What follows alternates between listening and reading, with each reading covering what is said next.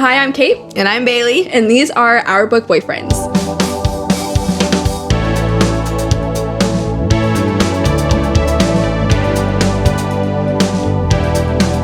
There we go, Joe. Today we are talking about Abby Jimenez's book, Part of Your World. I forgot what it was called. I forgot what it was called for a second. But we were just talking about her other books, so I did get a little bit confused. I almost said Yours Truly. We're not talking about Yours Truly. Part of Your World. I wish you would have said it. Honestly. I'd be like, no. No. Incorrect. You're wrong. Anyways. Part of Your World. I think we should preface with saying there is a lot of abuse in this book. Oh, yeah, we definitely should. So, viewers and listeners, beware of your own triggers. There is a lot of emotional and physical abuse that is talked about in this book and how to cope with it, what it looks like after and during abuse, in not too much of vivid detail, but enough that it would be triggering for someone who has experienced it in the past. So please proceed with this episode with caution. And the book. But if you're probably here, you probably already read it. Probably. So, I thought I'd start with a summary. Thank you. So this book is about Alexis. She's our main female character. And it starts with her leaving a family function, which I'm pretty sure is a funeral. Yes. Yeah, okay. I couldn't remember. When she's driving through a small town and she wrecks her car into like this ditch, she gets towed out by this like random guy. At the time, he's random. And then somehow the night proceeds with her sleeping with him. So that's how it starts. She does the walk of shame and leaves his house, steals his hoodie, goes home, and she goes back to her normal life for a while, working in the ER at this big hospital in the town she lives in, which her family doesn't own it, but they're like... They're like the founding fathers of the hospital. Yeah, like the founding family of the original hospital. So the name is like, her last name is like Montgomery, and it's super well known. Like there's a wing with the name on it. Her parents do, I don't want to say fundraisers, but what is... Like philanthropic work. But for the hospital to raise money. Yes. I couldn't think of the names of those fancy things they do. But she has a lot of stress from her family to take over all of the charity and the business side of operations opposed to like patient work. Because she has a brother, but he works at like... Cambodia. Yeah. Is it like Doctors Without Borders thing? So he does that. So he's not there to take on this responsibility. So it has kind of... She always assumed all her life growing up he would take over the responsibility, but oops, he's not there. So it's kind of fell to her that... And she wasn't planning that. So she's not prepared in the slightest. Her family also looks down on her for not being a surgeon. Yeah. So she's an ER physician, which apparently they think is scum of the earth. Yeah. They act like it anyway. She's currently going through a separation with her long-term partner, Neil. They were together for 7 years. He is a decade older than her, which is, I feel like kind of a big part of the book. He's the chief of surgery at the hospital she works at. He is the one that he emotionally abused her, which is why they're separating. But her parents love him. Like, they don't care about her problems, apparently. Yeah. Like she says throughout the whole book, like, I wish Neil was just your son. Yeah. And not me, because you guys like him more.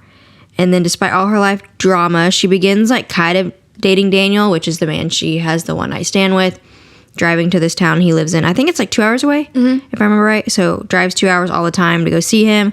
They get close, even though she's very open about them not having a future together. And then one day at the end, he shows up at her job. Her whole family's there. Everyone she knows is there. She freaks out. He kind of freaks out. They break up. They get back together, as they do. Yeah. In these books. Yeah. It's kind of a basic rundown of it. Definitely a happy ending book. Oh.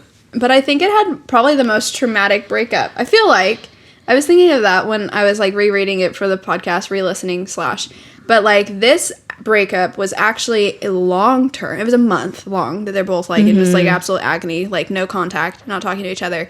And then they do finally talk to each other one night, and it's just like the most emotional conversation ever. Like I'm like crying. I'm like, I make this it time? like I can't cry. Yeah, even this time I was crying. So I cried the first time. Yeah. But I did not cry the second time. I'm sure because I was ready for it. But I definitely wasn't. Because it's also... I really want to say that scene is in his point of view. It is. So I mean, obviously we always get, most of the time it's girl point of views with the breakup scene. So it was really something else to see it from a guy's and be so emotional. And he's like talking about like pulling away crying. the phone so that she can't hear him crying, and like how That he shit like fucked me up. No, yeah, like because he's like actually very, very emotional about all of this. And yeah, I do agree. Seeing it from a man's perspective, it definitely just like changes it. Hit different. Yeah, it hit different. Yeah. No, but I agree. It was probably one of the best like breakup grief. I think I wrote that somewhere. Like it has the best. I said it has an amazing descriptions of grief after a relationship. I feel like it was so visceral and just so accurate, honestly. Yeah, and I feel like in a lot of the books that we've covered on the podcast before, it's like the breakup and then like 2 days later, like the grand gesture happens. Yeah, they were broken up for 5 seconds. Yeah, like they really didn't have like, they had a miserable time while they were broken up, but this is like, they knew, like, getting into this, she was so fucking clear. She's like, look, I could break it up with you right now, but I'm telling you in 12 weeks, it is for sure over. So, like, what do you want to do? Do you want to have this 12 weeks, or do we want a clean break now? And he's like, no, I want as much time with you as possible. So they knew that this was going to happen. Oh, yeah, the whole relationship. So really, you're kind of just, like, you've already... Waiting for the shoe. Feeling it, and then, like, they actually had the break, and then it was, like, just the... I mean, yeah, the way that their points of view tells us how their month has been is so just raw, and it's good. The depth of it is actually communicated in Abby's writing. Yes. You know, like, it's not just like a, oh my god, like, Julian, we're gonna talk shit about that book forever, but what's his, Julian, right? He just, like, was in a black hole for 10 days, and then he wakes up. I wouldn't even say he was in a black hole. He was in, like, he was awake. He was like a trance. He was like in a trance. Yeah, he was like in a trance because he was working. He just pretty much like dove into work and worked. For 10 days. Straight, yeah. And then he wakes up and he's like, oh my What the god. fuck? But he didn't actually feel pain. Correct. This, He like, numbed, you feel the pain. Like, and this is, like you said, like a month. And I don't think Daniel really left his house much. Like he was full on depressed, like didn't leave his bed a whole lot. Yeah, and she's, like, just got this big, beautiful job, you know? Like, I mean, it's everything that her life's work has accumulated to this moment. Yeah. And she's not even able to appreciate what all of her own hard work. Like, she's literally just going through the motions of this chief job. And, yeah, I mean, it's awful. I mean, it was pretty... yeah, it was good. I mean, I cried, and I knew it was happening. I knew this scene in particular was gonna happen, and I remember how awful it was to experience it the first time, and I still cried this time. It was so good. It's beautifully written. I thought I would, but I didn't. I was kind of surprised. Yeah. I didn't cry the second time. No, it's not mad about it, but... Yeah, I mean, I was literally, like, I'm in full face of makeup, and I'm like, stop. Like, the setting spray, I don't know if it's that good. Like, I remember the first time I was reading, I was, like, cleaning the house while I'm listening, and I was like taking trash outside, and that's when I like started hearing it. So I'm like crying while I'm walking outside, like taking the trash out. Yeah. Like trying to do chores. But I think all of the Abby Jimenez books I've read, there's only 3 that I've read. She has, I think, 3 other ones to my knowledge, 3 or 4, but I think it's just 3. And the other 2 I've read are also like, she's very good with like emotional. Yeah. Like, we love Tessa Bailey, but I feel like they are very fluffy and not super emotional. They're not very, like, emotionally deep by any means. But I feel like all of Abby Jimenez's are. Yeah, and even, like, her expressions of joy are very, very well written, too. And, like, she talks about a lot of just, like, moments in time. And there's, like, a full page of just, like, how this moment feels. Like, she does really, really well at actually, like, expressing emotion and making the reader feel like what the character is reading. And it's in first-person point of view. It's a dual POV. First person, so you are reading their emotions as if they're yours. It's true. Which I do think has a huge impact because Tessa Bailey is a third person POV. So it's like you're experiencing it with them, but this is like you are them, like the way that you're reading it. It's, yeah, her emotional depth is very well communicated. The spice in this book, I would say, is not really I'd say half there. a pepper. Yeah. They're all, like, kind of fadey. They were kind of fade to black. Which if I remember correct, I think all of her books that I've read have been, so. Yeah, that's just her. Some see that as a pro. Some see that as a con. Whatever. I can't remember if Carly Fortunes are fade to black. Like, They were. They were fade to black? Every Summer After was. Yeah, okay. So that was the spicy on that. So I thought we could talk about Alexis and Neil. Yeah. And their relationship. Okay. So Neil is Alexis's longtime partner, and they were together for 7 years, and he was extremely abusive to her. Yeah. He would say she smelled bad, that she was gaining weight and letting herself go. Mm-hmm. He wouldn't kiss her in the morning unless she had a full face of makeup on. So she would wake up extra early, full beaded up, and then I guess say hi to him. They bought a house together, but everything was in his name. He would take care of everything, which, I can see, like, while you're in it, you're like, oh my God, thank you so much. Yeah. For doing all this. Mm-hmm. But now that she's trying to get out, it's kind of like bitter in the foot. Well, she sees it as it's a controlling movement of his. I mean, yes. I think they say that. It's it's maybe not in that moment you think it is, but when you're trying to get out of it, you don't have any rights, or how she was saying, like, she doesn't actually know how to take care of the house now because it's all been done for her. So she's not as independent as she thought she was. Yeah. She's become very dependent on him. Yeah. It's kind of, I think, the way that was run. She started to see a therapist, I think because he cheated. Mm-hmm. She started going to therapy because she caught him cheating.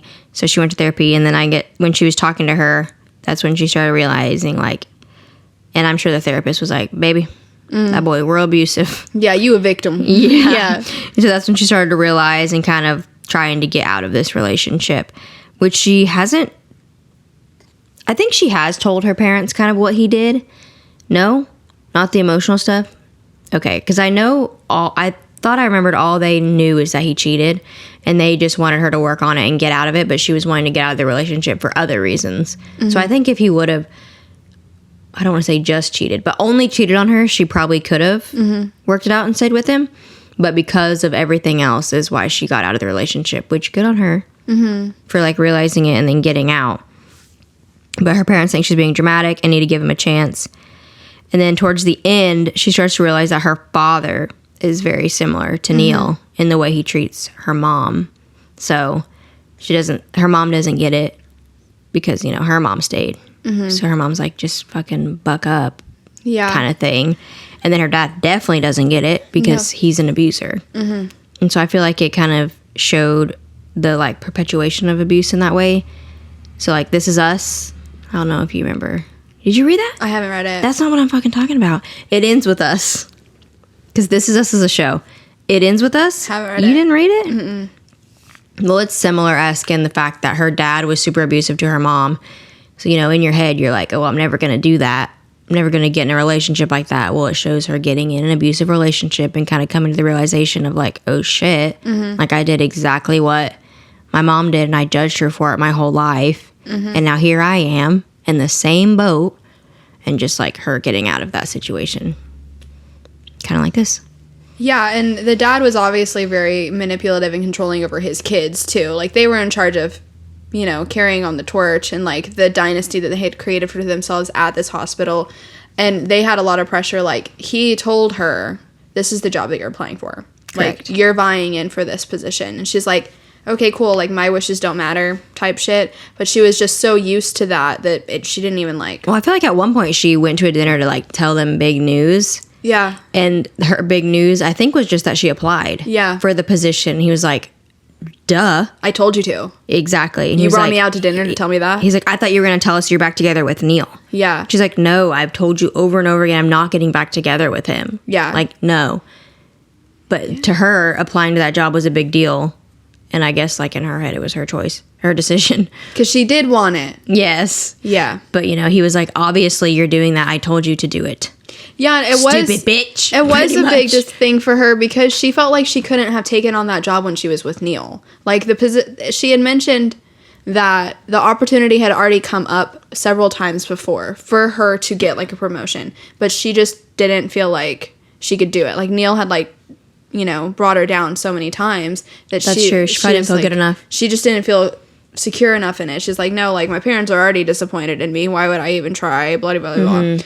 So she's getting it from her dad and from Neil in these such subliminal ways that if you really don't know what you're looking for, it would be so easy to just think, oh, I deserve this. Mm-hmm. Like, no, he's right. What? I heard your tummy. I told you he was gonna growl. But no, it was like little ways, but they're not little. So like For sure. Neil telling her when they're walking to a party, like, did you shower? Like that was like to bring her down, you know, Yes. like the only reason was to make her lean more on Neil because she didn't want to draw attention to herself because like When in reality, she probably looked hot. probably looks stunning. Yeah, like that's so sad that like he had these manipulation tactics. And part of the plot line, because her dad's like, no, just get back together with Neil, get couples counseling, like get over your shit, you know. She's like, you know what, Neil, you go to counseling. Yeah. Go to therapy. Her therapist. Her therapist who already knows everything. She gave her therapist permission to tell Neil everything that she had said, which I don't know if that actually hold up in any actual therapist chair. Like, I don't know.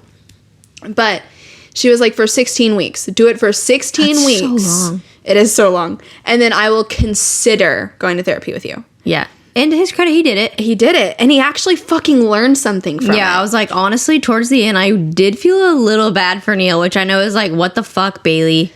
Because Yeah. he did, I think. So I think Neil said at some point towards the end, like, his father was like that. Mm-hmm. So I think he thought that was normal and how you're supposed to fucking be in life.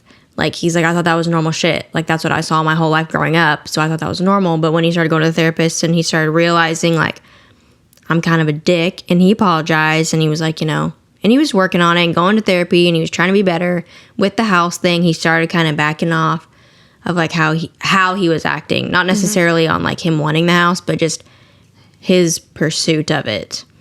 Yeah, and he even says, like, yeah, I cheated because I felt like I was losing you. And if we broke up, I wanted it to be because of something that I did. Like, he straight up said that to her. He's like, I didn't want you to leave me for me. I wanted to do something so fucked up that I was still in control of you leaving me. Like, that's how, That's not what? like, fucked Yeah. in his head he was. But, yeah, he had a little of a redemption. Just a little. For sure. Nothing to justify if she got back to, like, if that's how the book ended, I would have thrown it across the room. Like, literally would have been fucking pissed Yes. off. Because 16 weeks of therapy does not make up for 7 years of trauma, regardless of how hard you're trying. Like, that's not enough, you know? But, no, he did have a little bit of a redemption arc, which is, you know, hopefully good for the next lady. Yeah. Yeah. Poor guy. We can talk about Daniel now. I was going to say, the dad never got better No. throughout the entire story. Didn't she even kind of like stand up to him? Yeah, she did. She was like, actually, I'm disowning myself so that you don't have to do it. Peace! Good for her. And the mom clapped. The mom did clap. She's like, let's go, bitch. Let's go. So Daniel, the actual love interest, I wrote down his description. I just kind of wrote down stuff that, as it would say it in the book. I don't know if I did this or she described him as a rugged lumberjack.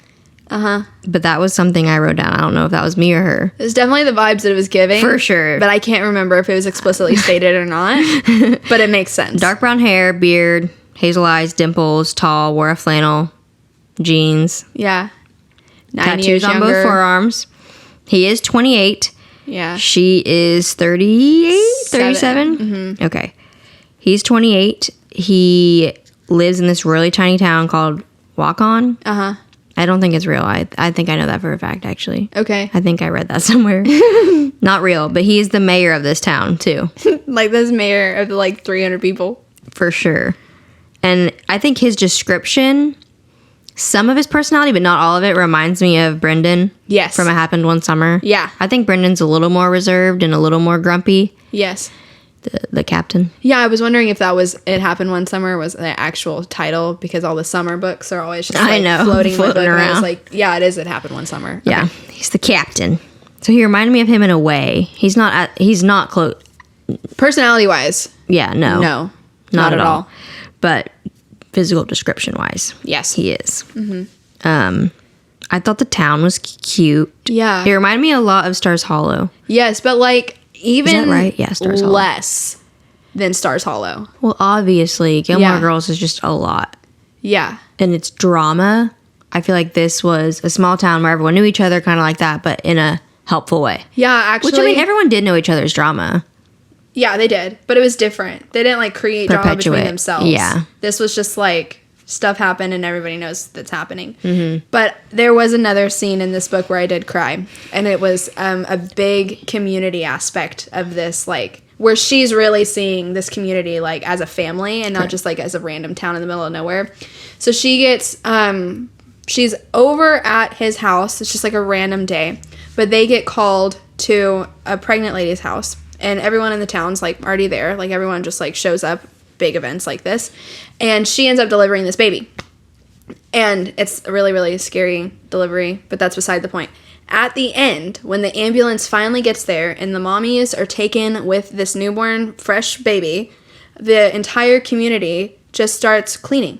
There's someone mowing the yard. Yeah. Like, there's someone hacking up firewood. There's, like, dishes getting loaded up in the freezer in an organized manner. Not like, oh, let's all get together and do this thing. But it's, like, so ingrained in who they are nature. That it's just like, all right. Time to clean it up. Grab the casseroles. Like, someone's writing dates on it. Like, it's just, like, so natural for them. And so it's not just this one instant of, like, one mommy having a baby and everyone coming together. But it's, like, this is just what they do. Yeah. And I'm, like, crying.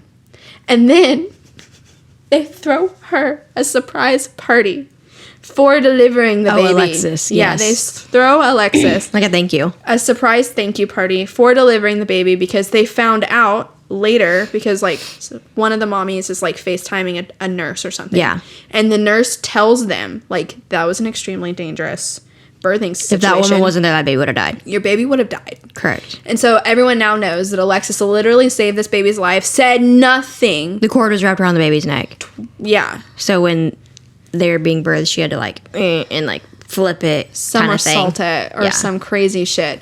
So they threw her this big surprise party and everyone's just, like, loving on her. And I'm, like, just, like, losing my fucking shit. Because it's just so beautiful. Yeah, it was cute. It was so beautiful. And it's, like, the same time she's trying to break up with him, too. So it's, like, just reinforcing, like, no. You like it here. You like it here.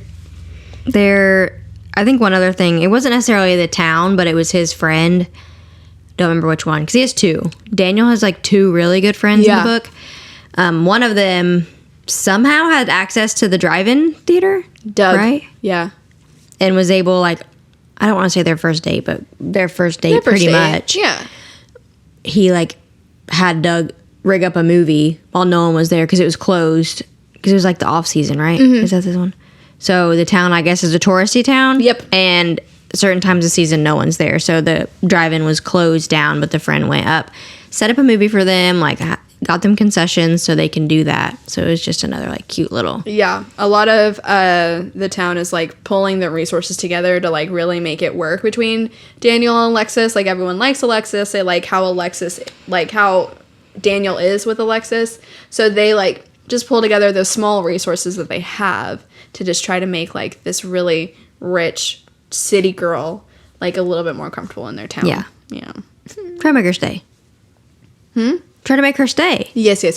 Stay there. Because I think it was the old man in the beginning. Yeah.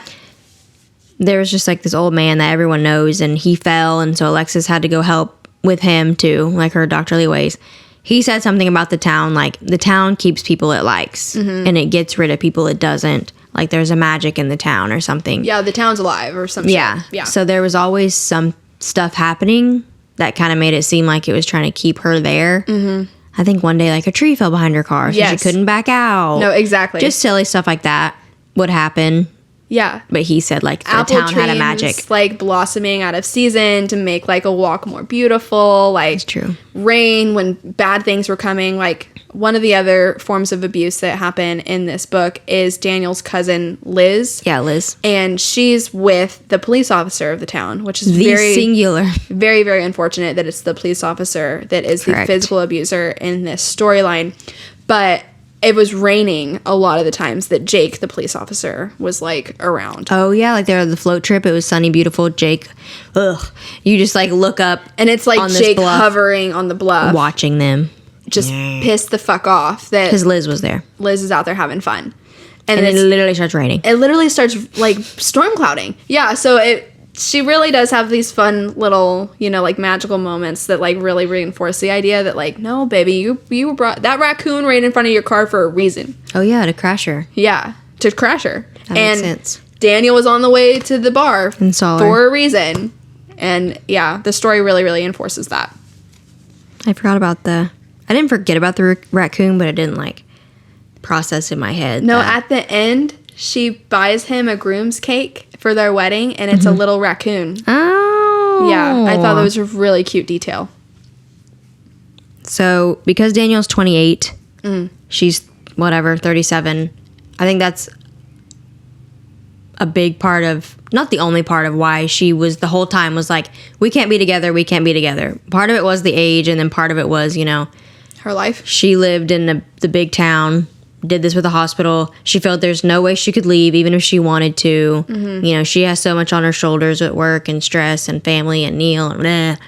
And so just like the whole time, she's like, it won't work, it won't work, it won't work. So even though they were like dating for God knows how long in this book, to her, they were just having fun. Mm-hmm.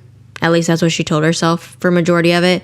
I don't think he ever felt that way. Never. I'm sure he never did. He was like, yeah, sure, we can have sex. That's cool. But he's like, but I'm going to make it a big deal. You. Yeah, like, I'm going to make it a big deal when you're here. Cue the drive-in fucking movie theater. Like, yeah, that's right. She was like, we don't have to do anything. And he's like, no. You're driving 2 hours. Like, it's a big deal. Yeah. Because I think she was like, it's no big deal. And he's like, that's a long fucking drive. Yeah. Like, that's not nothing. But when she works at the hospital, she works with her best friend is also an ER doctor. Bree. That bitch is hilarious. She's so funny. Within the first 5 pages of this book, within the first 5 pages, you meet, obviously, our main character, our main male character. You get a ton of family lore, and you meet the best friend and realize how witty the best friend is. Like, you're instantly in love with Bree. Fuck Alexis, whatever. Like, she's cool. But Bree, like, you instantly love her. So, I put some quotes from her because she just fucking cracks me up. She's so funny. Okay. So this one, they're like in the ER talking about a patient that I guess is like a frequent flyer or was there that day. I don't know. They said, remember the Hawaiian shirt guy with the porn mustache and all the cats who kept saying I look like his next ex-wife? She said, like, seriously? These are the men we're supposed to get a UTI for? Like, that shit fucked me up. I was so crying. Because then she was like, if you found a guy you like, date him. Yeah. Because, like, the pool out there. So, Bree's also going through divorce and, like, dating. So, she's like, if you found a guy you like, hit that up. Because this is what we got to work with out here. Yeah. Fuck him. So, maybe the Hawaiian shirt porn stash guy was a girl. Or a guy she dated, actually. Instead of a patient. Maybe it was someone she met on a dating app and, like... She was like, remember the guy? Yeah. Remember the guy I dated? And that's what I got, and you got this cool ass bitch over here. She said there was one guy, she pulled up to his house, and the only thing that he had was a TV, an Xbox, and the mattress on the floor. And Alexis was like, well, did you sleep with him? Life. Yeah. No. And Alexis was like, well, did you sleep with him? And she's like, fuck no, I didn't sleep with him. She's like, I would not dare. She's like, I'm not that desperate. Like, it was so funny. And then they were talking about, I'm sure Alexis was telling her about the sex she had with Daniel that first night, and I'm sure she was saying how fucking great it was, and Brie was like, see, that's some 28-year-old shit right there. You think your cognac drinking, receding hairline, pushing 50-year-old, our time is dating date is going to give you that acrobatic sex? He's not. He threw his back out playing golf. When I read that line, Aaron was actively playing golf, so I cracked my shit up. I thought it was so funny. You made me laugh because Joe has thrown his back out. I have. And laying on the ground for hours. As a 28-year-old. Yeah. Laying on the ground for hours. Oh my god. Oh god. This is the last one, I swear. I love her. I think it was about Neil, because she hates Neil. She said, look at that mantrum. Instead of a tantrum, a mantrum. She goes, 8,000 nerves in the clitoris and still not as sensitive as a white man not getting his way. That was about Neil. Yeah. That was about Neil. He came up to Alexis in the ER and he's like, can we talk? And she was like, no. And he was like, me. And then like turned away and walked out. And that's what Bree said. Oh my god. Oh shit. She's so funny. I love her. I just had to throw those out there because She's fucking hilarious. She really is. Hilarious. But Alexis would go to extreme lengths, I feel like, to keep Daniel a secret. Oh. So at one, she never let him come up and visit because she did live with Neil. Mm-hmm. Which she didn't tell Daniel. Yeah, Daniel didn't know about shit. He didn't know nothing. Right? Nothing. I didn't think so. Didn't know shit. He was just like, okay, she doesn't want me up there. Whatever. I don't know. And at one point, a few of her other friends was like, let's go on a girls trip. We found this really sick ass Airbnb, which he runs an Airbnb and Wakan, whatever, to make money. But it's his family's house. That's right. It's his family's house that he doesn't live in. It's open during the like touristy season and he makes a lot of money. But it's in his mother's name. And so his mother was like, I'm going to sell the house. And he was like, no, I want to buy it. So he's trying to raise money. So he opens up the Airbnb for the off season to try to make the money. Because his mom's a piece of shit. Yeah. Mommy issues. Hey. And daddy issues. He don't got one. Oh, yeah. He doesn't. Yeah. But He just doesn't have Alexis has daddy issues. Yeah, daddy. No, he doesn't have a daddy. Okay, yeah, I know. So that's the issue. Oh. Goddamn. Goddamn. Just absent. Yeah. So he opens up the Airbnb. So of course, some fucking how her friends find it. Yeah. And they're like, let's go on a girls trip there. She doesn't realize it until they're like about to roll up, right? Yeah, because they gave they had picked another Airbnb originally, so she thought that was still the plan to go there. And then the girl who booked it got an email from Daniel because she was like on a VIP list That's right. or something. He was like, we're open for the off season. Yeah, and she's like, oh, fuck that B&B. We're going to go here instead. That's right. And it just like wasn't communicated to her. Like, only in literature could this happen. Honestly. Yeah. Which I read a bunch of 1-star reviews and that was like part of it. What? Like this incident was part of their 1-star review. Oh, because it would never happen in real life? They're like, of course. Yeah. Yeah, this is borderline speculative fiction. Just because of like all the magic of the town and stuff. But it's not. Anyways. That was it. She went there with her friends. And it was awful. But she texted him right before they rolled up and was like, hey, bitch. You don't know me. I'm about to roll up with some people. I'm a stranger. Yeah. I'm a stranger. That's fucked. Yeah. It was really fucked up. Like, but he went with it. Yeah. And it ended up being a horrible time. Well, yeah. Yeah. Because of the magic. Because of the magic. Oh my God. Yeah. They didn't want the girls there. So they got hit in the head with acorns that don't drop in that season, remember? It wasn't like acorn season and whatever, it may not have been acorns, but and the trees dumped all these like acorns on them and then the dog attacked them and not attacked them, but he brought like a creature. Yeah, he brought a creature inside. And it was being the town magic bullshit was being hateful to them, wanted them to leave because they were being shitty to Daniel. Yeah. Well, yeah. No, I mean, they came in and they were instantly disrespectful. They said he was hot, but yeah, that's about it. So they just saw him as a piece of meat. Yeah. Yeah. And they left him a 1-star review. Yeah, and Alexis was pissed.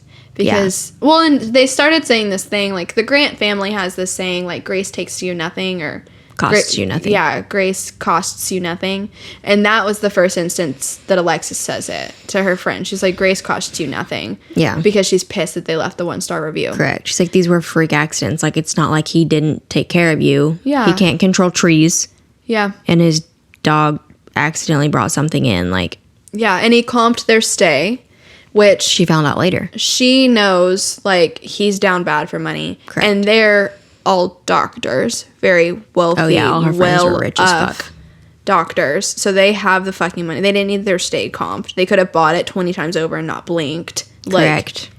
So she's just fucking pissed. And that's the first time that she says it. And then throughout the book, she does say, like, to the fucked up people in her life, she's like, grace cost you nothing. Mm-hmm. And it's like, I don't know, another influence of, like, the town on her life, I feel like. And just Daniel in general. Yeah. She does, like, con her friends into buying his woodwork, though. Yeah, which I do appreciate, because she's like, it's $2,000. And he literally told her, he's like, I'd sell it for $200. Like, what do you mean? But they were like, okay, $2,000, great. Do you take Venmo? Purchase. Did they say that? Yeah, do you take Venmo? No, I did not. And then she was like, can you load it in the car? He's like, fuck yeah, I can. Yeah, $2,000, that's good. Like, Tell your friends. And I think she, like, gets him Instagram too. Yeah. Or, like, convinces him to be better. And he makes all his money He makes all his money. and buys that house at the end. Yeah. Because I think she offered to give him money, but he didn't take it. $50,000. She was like, I can give Or did he? No, he did not take it. Okay, I couldn't remember. Because I remember that was part of it. Like, when the dad finally meets him, he was like, did he ask you for money? Yeah, Because disgusting. he's a fucking dick. Ugh. And, he's a small town dude. Did he ask you for money yet? Or did you offer it to him? Yeah. Wonder how that happened. Like, wonder how he manipulated you into that. Like, just crazy, Which, I mean, ugly shit. It's not a incorrect... I don't know. Daniel, yeah, I know what you're saying. Like, that's not outside of the realm of possibility that someone who is less well off than someone else could be like, oh my god, like, if only I had the money to do this really important thing that's in my life. And then someone with the money is like, oh, I am deciding to give it to you, Yeah. But it's not that way. With Daniel, that was not the case. Well, obviously, we know that, but in the dad's somewhat defense, Yeah, no, it's not a dumb question. It's not a dumb, I mean, Because they're rich and well known. Their name's big totally out of place. in that town, in that according to them. circumstance. But yeah, not a dumb question. And Yeah. Alexis even hesitates. She's like, like, well, but it wasn't like that. Just like, She's like, shit, I did. Yeah. She's like, fuck, back up. With the physical abuse one with Liz, like when she sees it, I'm not kind of, because Alexis already went through it. She was really like good and gentle with Liz and like helped her. Was like, let me take pictures of you. If you won't go to the cops, let me at least take a picture of you. yeah. And have records in case one day you decide you want to. We have proof for, a time. And I think she Yeah. gave her a phone or something. Well, she was like, I'm going to buy you a phone that Jake won't have access to so that you can like research your stuff or whatever. But I think that this book also kind of helps like someone who may be going through it or someone who knows someone who's going through it. Like, because you feel so helpless. Like, your friend is maybe suffering. You don't know how to communicate with them. Like, I think Alexis kind of gives us a good outline of like what you can do for your friend in a circumstance like that. No, for sure. And I don't know. I should just read the acknowledgments always because I feel like the times I do, there's actually like really good information in there. Okay, tell me about it. And so I read it, Yeah. and Abby Jimenez, I'm pretty sure it said that she reached out to somebody, I think multiple people who were abused, Oh, I mean, I / workers who helped them. And one of the people who was abused said, this is what I wish was said to me. And so Abby put that in the book. So I wrote it down. So when she told Liz, I believe you. I can handle anything you need to tell me. You don't need to protect me from the truth, and I'm here to help you in any way I can. It's not your fault and you don't deserve it. I guess that was something Abby like put in directly quoting from what Wow. the research she did. No, that part made me tear up too. Like, not even as someone who needs to hear those words, but as someone who can acknowledge how important those words are. Yeah. Like, that's very, I don't see, maybe it's in what makes you want to see these stories. I thought it was like, oh, maybe it were the questions. I don't know. I just remember reading it at the end of my book. And I was like, wow, that was beautiful. That was beautiful. Which, Oh my gosh, she has Daniel's crepe recipe in here. There's some shit in the books, man. No, actually, maybe we should start looking at these little conversation questions before the podcast. I did, but it was just a month ago or two. Yeah, well, I mean, it's influenced by Disney, which I feel like is very loose. Ariel and Eric. Part This of your book? part of your world. Part Don't of your fucking world. say it to me like Are you that. serious? She has red didn't hair. get that. She has I red didn't hair. get it. They come from two totally different worlds. I didn't get it. Well, it's very loose interpretation. Very, very loose. This bitch has legs. No, I'm just kidding. I did not gather that. I did not gather that at all. But the Yeah. magic thing kind of makes sense. It does. Sort of. Who's the crab? Wait, let me see. Is it Brie? Let me see what she says. It says in there it's based off of the mermaid? No, look. There's a strong royalty component and a touch of Disney in the book. Tell us about that.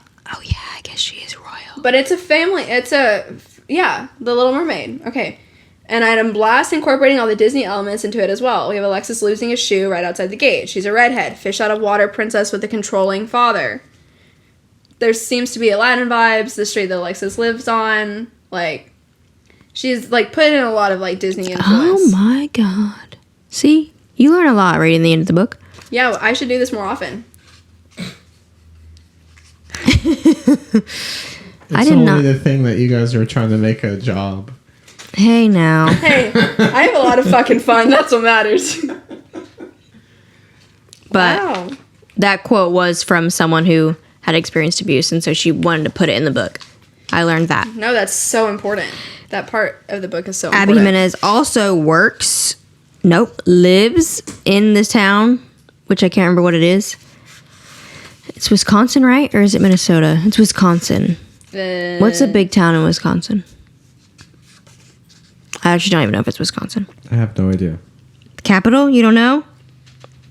I should have looked at this before. But Minnesota. It is Minnesota? I don't know if I can exit out because of the camera. You're good. You don't have to. Okay, first of all, the capital of Minnesota is St. Paul. That's not where they live. Dakota. What? I don't know. Oh, Minneapolis. Gotcha. Let's go. That's where this all takes place. She lives there. So there is this place that's talked about. One, the hospital is not real. Two, there's a cake place that's talked about in the book. Yeah. Nadia Cakes. Yeah. Abby Jimenez owns it. That's a real fucking cake shop that she owns. Does she plug it in all of her books? Every one of them. I think you commented on that before in like a conversation. When I read the end, I was like, oh my God, like that's her actual cake shop. I thought it was cute in the first one, but then it was actually brought up several fucking times in all the other books too. And I was like, I'm over it. Like, I get it. One time, it's good enough. Shameless plug. She needed a little shame. A little shame on that one. Shameful plug. I was like, okay, bitch, I get it. But you honestly wouldn't know that if you didn't read whatever I read at the end. Yeah. That was probably actually in about the author. That she owns that place. Thought it was cute at first. I really like when like stories revisit the same locations though. And just for the summer, there's like a restaurant that's talked about that I've seen people on Instagram like actually go to it. Oh. There's a lot of places in Just for the Summer that she mentions that are real too. I read a book about a girl going to somewhere. Cool. And all of the locations that she talked about in the book and all the restaurants and all the people that she met throughout the book were based on the names of the restaurants were accurate. The like hikes were accurate, but the names were like based on like actual people that the author had encountered and like that. So you could literally take the book to the city and it'd be like your tour guide. That is cool. But I thought that was cool. The cakes thing. I thought it was cool the first time. The first time. Take note. I'm just kidding. Stop it. But really. Because she has 3 other books, and I'm like kind of curious. The Friend Zone is another one of her really popular ones. I think that's the first one of like another series. Oh, is it? Yeah. I wonder if Nadia Cakes is mentioned in there. Somebody tell us. Curious. If you know, let us know. You want to talk about their breakup? Yeah. Like how that spawned? I mean, yeah. Like I said kind of a little bit before, like they knew that this breakup was going to happen and she did put the ball in his court on kind of like deciding when. She kind of wanted just like a clean break, but she also she wasn't like strong enough to necessarily say like, no, I don't want to spend any time with you anymore. So it did end up with her job getting chief of something, emergency medicine. Yeah. Something like that. Like she's an ER doctor, so she got the chief position of whatever that is. Mm-hmm. And he knew that this vote was coming up. And they had a conversation literally the night before where she's like, no, this is the end. And he's like, no, it's not. Like, we can make it work. Like, let me try. Like, I understand what you're saying, but let me try. And so she was saying it wouldn't work because as chief, she'd work like 60-hour weeks. 80 is what 80? She said. 80. She works 14-hour days, like crazy shit, which I don't know if it's accurate or not. Fuck me either. But he was like, no, let me try. Like, let me try. Like, I want to be like a true boyfriend for you. And she just couldn't say no. So this vote happens at 6 o'clock. It's the end of her workday.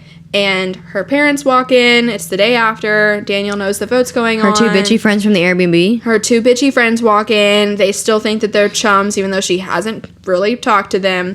And her friend Bree is in the, like, nurse's station with her.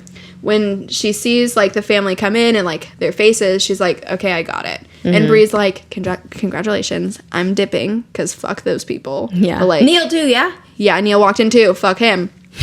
And she's like, call me when you actually want to celebrate. You know, very Brie fashion of her.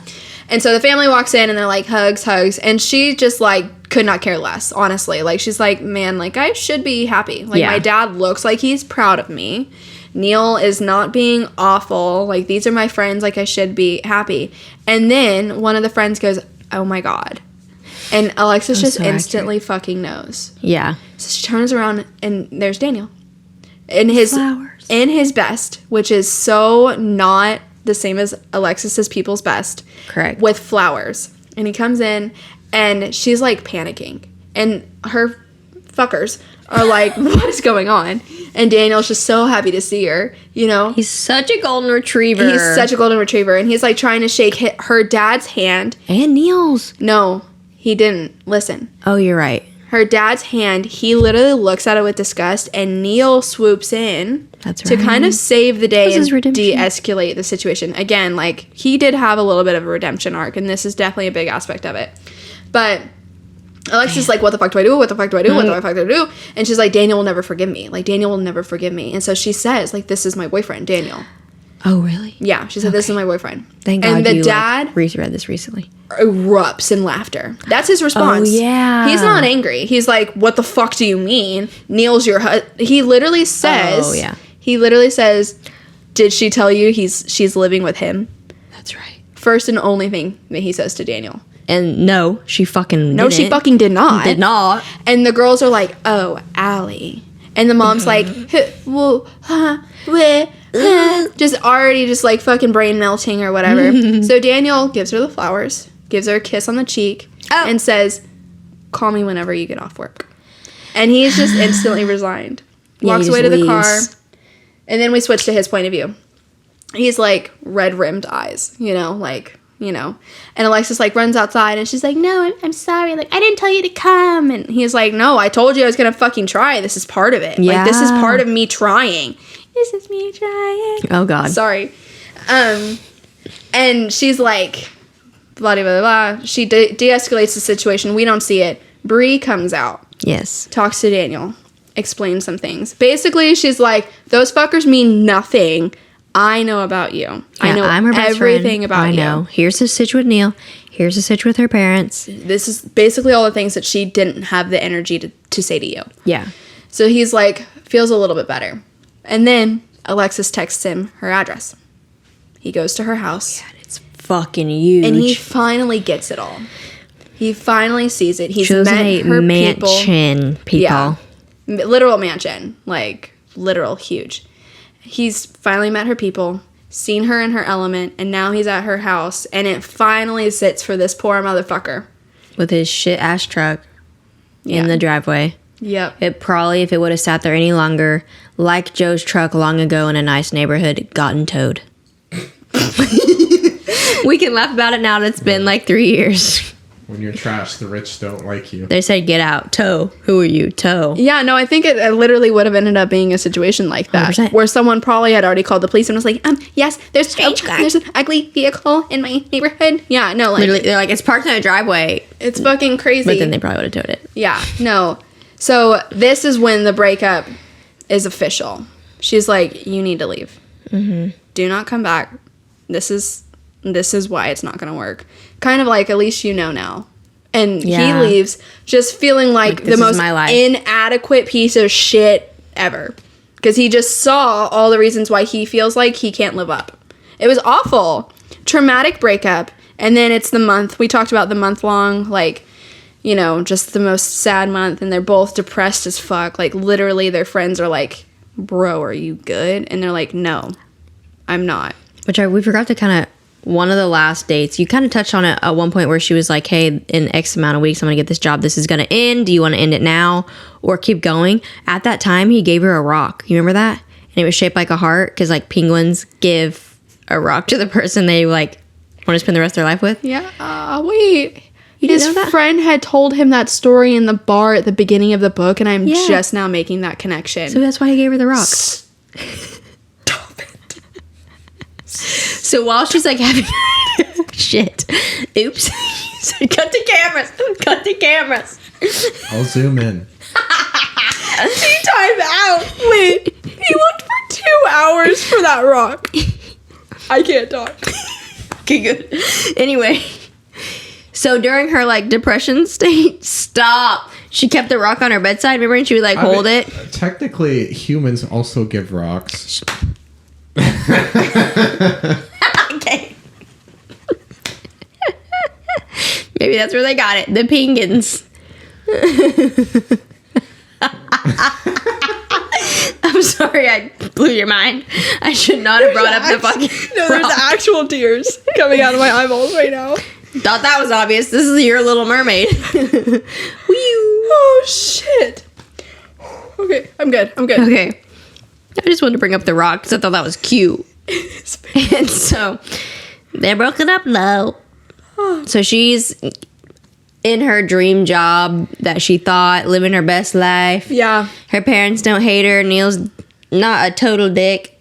Yeah, he's definitely backed So off. she's like, but she's super depressed. So she's like, well, what the fuck? Like, I'm supposed to be happy. Like, this is supposed to be everything I've ever wanted.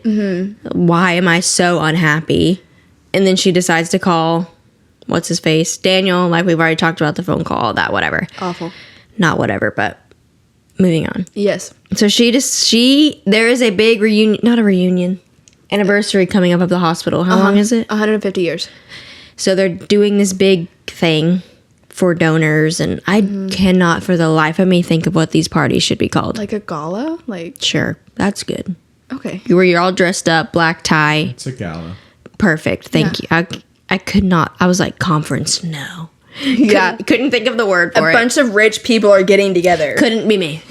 Don't know what it's called. We'll never be been. invited. Never been. I So think it's a common, For at least sure. in the hospital thing. for Oh, sure. for sure. The med students.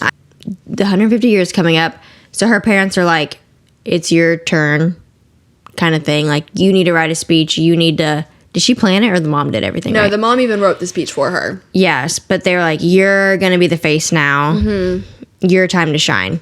So while she's like in this depressive state, I don't know if it like literally hit her on the spot or if she'd been planning it. No, okay, so a conversation with Bree happens. So it's the night of the conversation with Daniel, this conversation we're about to talk about with Bree, and then the gala event. So the conversation with Bree came over to the house. This is when Neil apologizes. Bree's downstairs making margaritas. She comes up, and there's like this finally like aha moment for Alexis. Alexis is like, I have everything in my life that I've ever worked for, and I'm fucking miserable. One, the audiobook, Julia Whalen did an amazing performance in this scene. She actually had like a crackle of the voice. It was actual like watery eyes. You could just hear it through the mic. It was beautiful.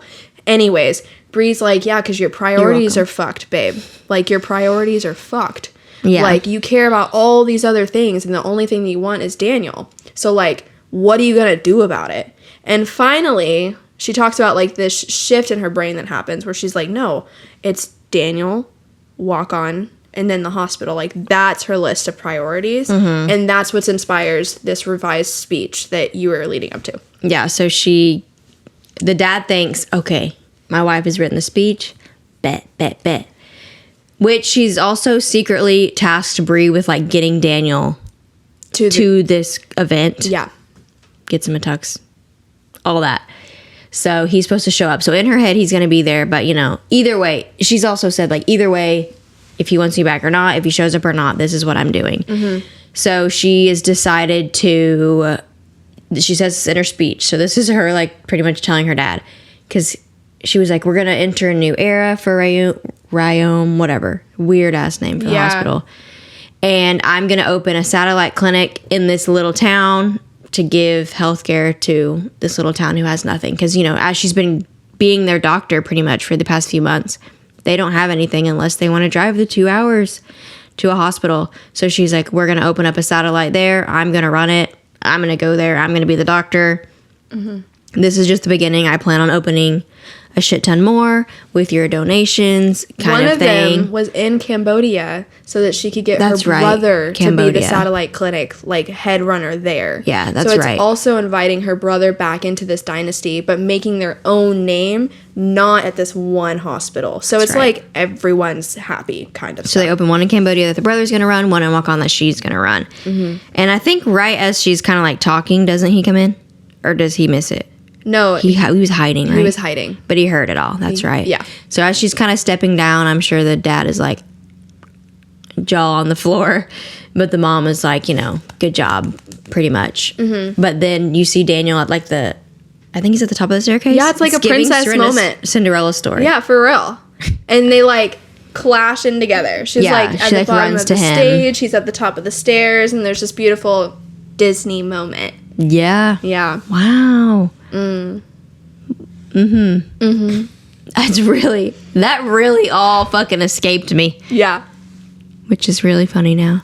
But it's kind of showing her acceptance of Daniel, because last time they were in a room together with everyone that's in this room, she kind of backed away and he ran away. So this time she like ran to him and hugged him and they danced and she didn't give a fuck. Yeah, and then they talked about getting married right then and there. Nice. Yeah, like by the end of it, they were like, all right, like let's get this show on the road. 3 months later, I'm pretty sure they were married. So good for them. Yeah. That's crazy. Crazy. They've barely known each other, but whatever. I know. I don't really know the actual like time that had passed throughout the whole book. Okay, so like the end epilogue is in Daniel's POV. And we know they've been married. She's pregnant. No one else knows because she hasn't been 12 weeks yet. And she's like, I can't believe this time last year is when I met her. So this whole storyline is less than a year's time. Okay. Wow. Yeah. Crazy. But I mean, she did talk about like... She's also 30. She knew she was going to expedite the process. Like when she knew like if she wanted to get married and have kids, like when it happened, it needed to happen. Yeah. Yeah. So, well, there's the end. They get married. Oh, yeah. Have a baby. Have a baby. They have this clinic. We see, by the way, in the other ones. I love that. How did this grand gesture, you think, stack up to others? I was thinking about it, and I don't know if I know of another grand gesture that the woman led. That's true. Like, I feel like it's I really couldn't think of grand gestures because, I'm trying to think of it, so your brain's like, what are you talking about? What? But a lot of the ones that do stick out in my memory are male-led grand gestures. No, I think you're right. So, like, this was refreshing, seeing, like, a female who actually has the power in this, giving this ultimate grand gesture. She's literally opening up a free clinic in his hometown that he loves, moving there, regardless of if he wants to be with her or not, to basically beg for her forgiveness. Like, she's like, well, regardless of you, like, this is what I want because I love the people that you've introduced me to. Mm-hmm. That is the grandest gesture I think we've ever seen. Definitely. No, it was beautiful. The grand gesture, 5 out of 5. Yeah, Very predictable, though. Yes. I mean, obviously she's going to fucking move there. And there was going to be a clinic opened up. And, yeah, I feel like that was all very predictable. The course of events that led to it, room for interpretation. Beautiful. But it reminded me of The Fine Print. It kind of reminded me of that grand gesture where he went to the, like, committee. Yes. To explain what he wanted to do with the park. And it was make it more accessible for, all that stuff. Yeah. Not knowing. But he didn't know she was going to be there. Yeah. Opposed to this one. But, like, the actual, like, idea of it reminded me a lot of that. And it was regardless of if they ended up in a relationship or not. Correct. Because he, like I said, he didn't know she was going to be there. Yeah. So it was kind of him actually changing. So. Beach read. Do you remember that one? I remember it like had them outside in the rain. Kind of, right? Didn't he led the grand gesture. He did? He is the one that showed up on her doorstep banging on the door. Okay, I couldn't remember. Yeah. Then that was, then I think most of them have all been the man. Yeah, I think it has. So it was good. No, I did not even think of that. That it was female-led. Can you remember any of them? I can't think of any. Yeah, I think it is like our first female-led grand gesture. No, but I do agree. It was like tippity-toppity of the grand gesture scales. It was great. Anything else you want to say about the actual book? What did you rate it? The first time I read it, I rated it 5 stars. Like, I really liked it. The second time I did 4. Which my reasoning behind that is I did not love all the magic talk around it. Now that you're telling me it's inspired by Disney, I'm looking at it in a different light. I just didn't care for that part. Yeah. But now that I know it's based off Disney, it makes a lot more sense. But that's why I gave it 4 stars the second time, is because I didn't like all that stuff. And like at his family home, the stained glass window that changed Yeah. all the time. It changed? Yeah, dog. It did not change. If you actually like go through the book again, which fucking a third time, I guess, and you write down the descriptions. No way. They were fucking different. It was in the end I read. I swear to God, there's a question about the stained glass window. Look it right now. And she says it changes. What?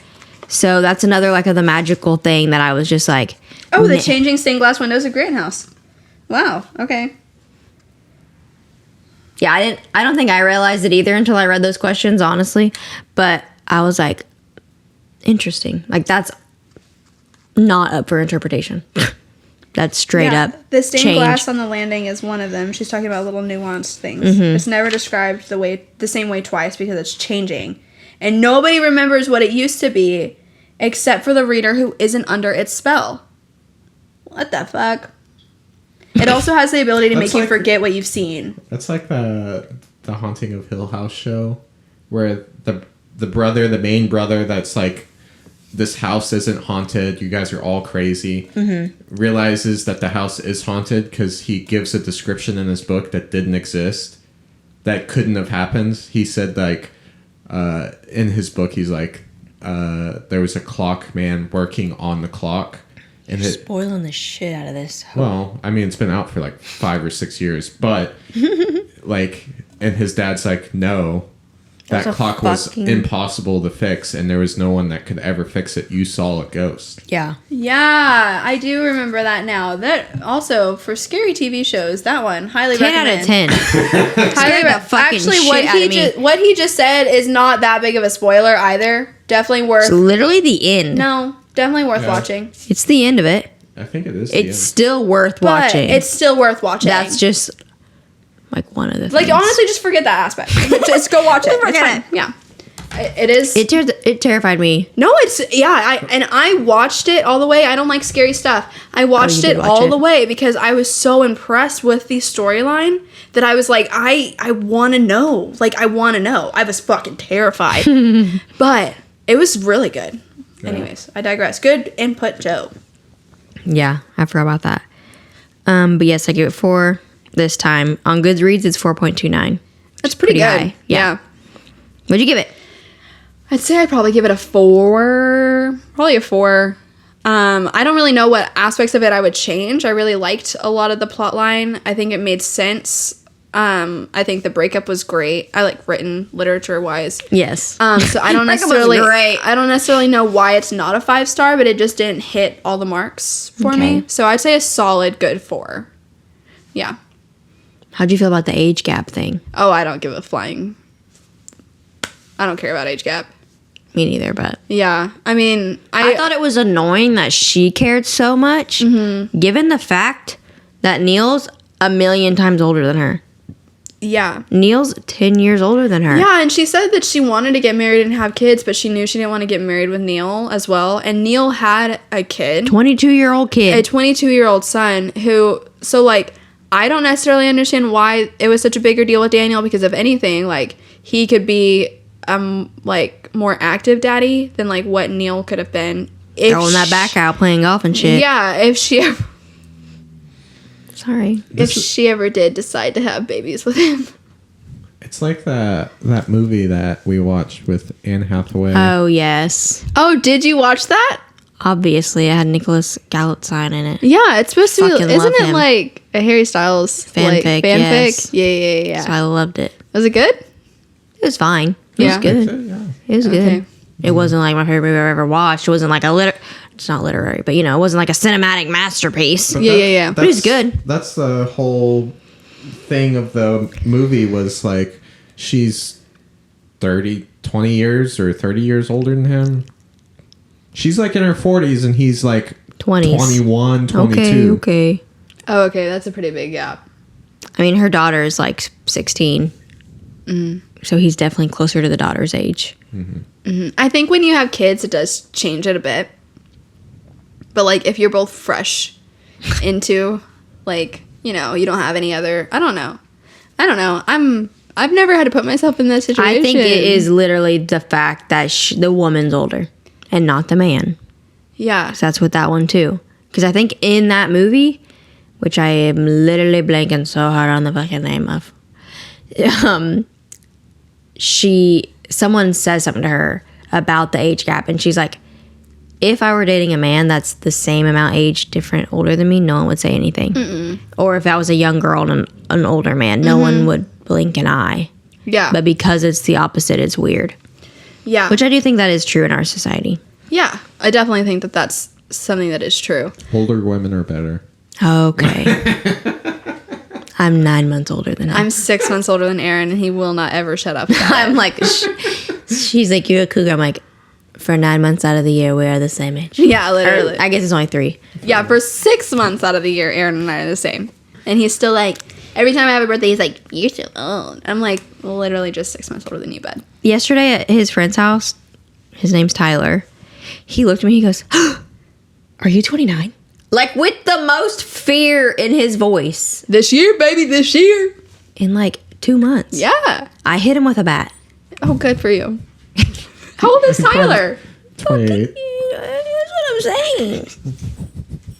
He deserved it probably anyway. I was like, so. but like, it's literally the way he fucking said it. Are you 28? I mean, 29? Yes. Oh. I was like, oh my God. Of course, I was the oldest fucking person there. You know what? I'm the Christ. oldest person in my office. Actually, I don't know how old the other guy was, but. Which is crazy to me. Like, so I just had a birthday. I'm 27. I am the oldest one in my office. My AGM and my GM are both younger than me. Which I'm like, I've never been the oldest in a work setting. Most of my life, I've been the youngest in the work setting. And then for a little bit there, I was like smack dab in the middle. No, I'm like old. Yeah, Wow. We're all decrepit, Gosh. falling apart. Yeah.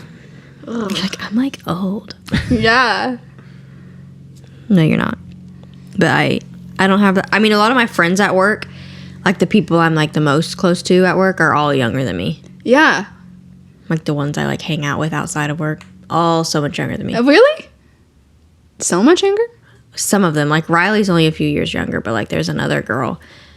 God, I really want to say they're like 22, 23. But Like, it's fun. fucking 'cause young. you get to see how crazy It's their so lives are and like how much you like have grown since then. One thing that I do notice, not necessarily in my workforce, I'm around a lot of young people because I'm still in college. Like, I'm around a lot of young people. It's surprising sometimes because I'm like, oh, like, we care about this. Like, oh, okay. Yes. I'm sorry, we care about this. Okay. You're like, oh. And I, like, yes. have to shift, like, my mentality, like, in order to have conversations But with you them. know, back at that age, you would care That I about that. totally fucking would have been just as irate as they are about this minuscule thing. And it is like, it's a good little, I'm like, oh, like, I didn't know. I didn't know I was, like, so mature. God. Oh my God. Yeah. I'm crying. Oh, yeah, you haven't read the other two. I Okay. plan on it. There are 23 books this year. Shoulder shrugged. 1 year, she'll get to it. I'll get to it eventually. Well, that's all my notes. All right. You got any other final thoughts? No, I think we discussed it pretty good. Okay. I'm satisfied. We don't know what we're going to be reading. But next time... So, oh, shit. I probably should have said this in the last one, but fuck it.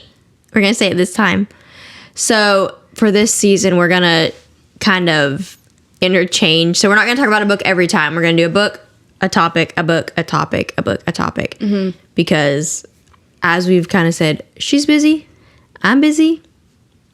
Yeah. It's hard to read 2 books sometimes in that amount of time. And maybe still, not for y'all. And still read books that we want to, like, outside of the podcast setting. Because, like, Yeah. we're not strictly romance readers, either one of us. So, yeah. I like to read other things. Yes. I think it's important to read other genres. So we're going to do... Hardcore fantasy. Yes. So we're going to just talk Changing about one a month One a month. So now. So next time we'll not be talking about a book. We're going to be talking about our thoughts on rereading books. Yes. And Joe, you're going to have to talk more. So we're gonna Great hear start. more inputs from Joe, and we're gonna keep up a little bit more with like bookish so hopefully trends. with the chatty ones, Joe will be more involved. He probably won't ever read one of the books again, but who knows? It depends. It definitely depends. But I read ACOTAR. We could do it. No. Start it. No. This podcast will never, in seriousness, talk about ACOTAR. Sorry, It's too much. it's too much. You could talk the about lore goes surface so lore. hard. The Massiverse is insane. Joe, I want you to listen to The lore only exists in ACOTAR to serve the fact that it needed to happen so she could move the plot forward. That's my hot take. That's a lot of fucking stories. That's my hot take. Okay. Just I like this obviously bullshit I haven't read with her the other shit, raccoon. but Anyway, thank you guys so much for watching. Caitlin? Yes, thank you so much for watching, listening, and following our Instagram at Our Book Boyfriends Podcast. Please give us all of your book recs and bookish topics that you would like for us to cover, since we are going to have a little more free time in our podcast. Thank you so much for joining us. Bye-bye. Bye.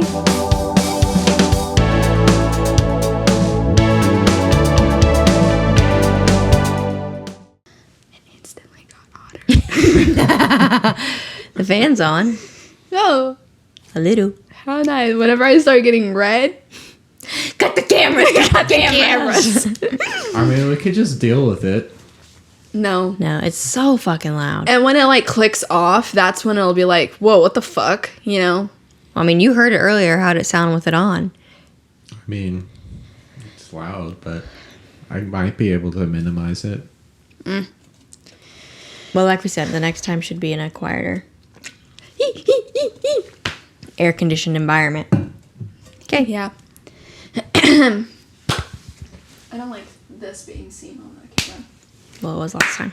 I know, and I like, did you see me staring at my phone? I was like, my Stanley's been there the entire time. Like, I hate that so much.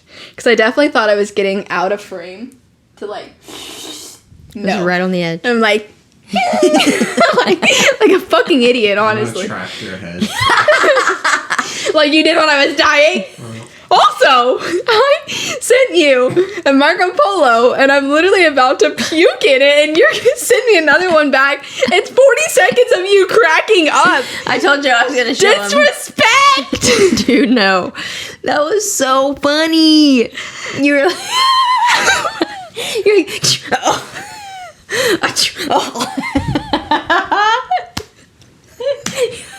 It was fucking It's awful. like when you sneeze and you think you're gonna piss yourself, but you thought you were gonna vomit. You're like, "Achoo, I'm gonna vomit. Achoo, I'm gonna vomit. Achoo, I'm gonna vomit," and you never did. But it was so funny. Because listen, Just you being like, I was the whole day before and that morning. Anytime I sneezed, I don't know what it did to my stomach, but it just like Contracts churned it. it and then like. Oh my god, it was awful. So yeah, I was in the car and I was like, I'm so scared, I'm so scared, I'm so scared. I'm like about to cry, thinking about to puke on myself while driving. And Bailey sends me back a video. She's like, I couldn't breathe. I was trying to talk, but I couldn't stop laughing, so I had to finally just end it because I wasn't getting my shit together like I thought I would. Because it was so funny. You need to go back and watch the one where you're dying now that you're healthy, and you'll see how funny it is. I instantly thought of that fucking video. I was just like, wow, they just really love my pain. Oh shit, I'm like actually crying. Whew, okay. Whew. Gotta prepare myself. Compose. Is my face red? A little bit not bad. Great. I was crying the other day, and Aaron and I were in public. It happens a lot. it happens a lot. I cry a lot. And I was like, does it look like I've been crying? And he goes, baby, I'm not going to lie to you. I said, great. No, speaking of not lying to you, I come out. Look, never mind. I want to hear it. Tell the story. I just do my makeup. Why? I don't remember. We were going somewhere, Yeah. but I just did a little bit because we didn't have a lot of time. So I just did like concealer and mascara, and I think like put gel on my eyebrows. Like that's it. I just wanted to hide the bags under my eyes. Yeah. And I'm in my room, which this was my fault. I did my makeup in the room I do it in, and I didn't turn the light on. I just did that shit in the dark. Oh, no. And I come out, and normally Joe makes a pleasant face when he looks at me. He did not, and I was like, "What?" And he's like, "You might want to blend that out a little better. It's looking a little raccoon eyes-ish, like." Okay. And I was like, "Damn, okay." And so I went into the bathroom and light and like tried to fix it, but he was just like, I want to fix your makeup."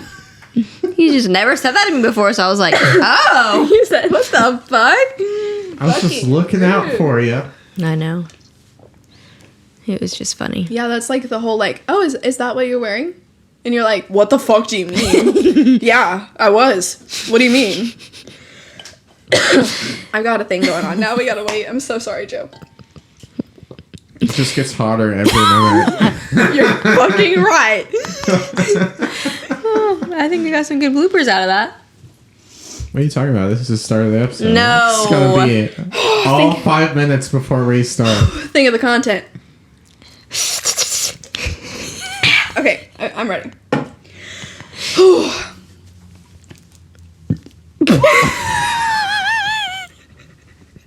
Did you hit it?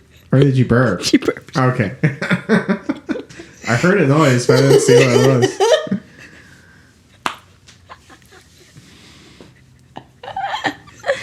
That sound of you trying to compose yourself sounded like Goofy. Oh, like dog? Yeah. My stomach's gonna growl. Okay, I think are you good? We're both a little teary-eyed.